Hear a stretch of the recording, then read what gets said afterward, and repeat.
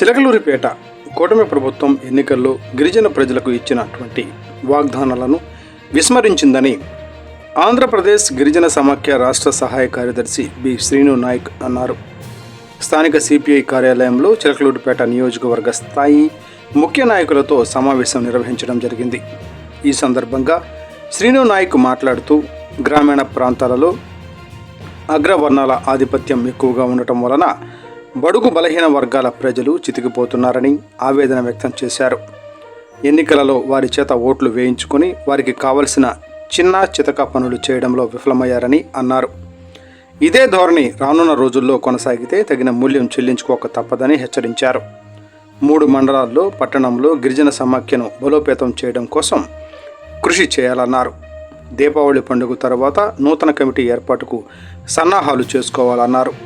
రాజ్యాంగబద్ధంగా మనకు రావలసిన హక్కుల కోసం పోరాటాలు చేయవలసిన ఆవశ్యకత ఎంతైనా ఉందన్నారు.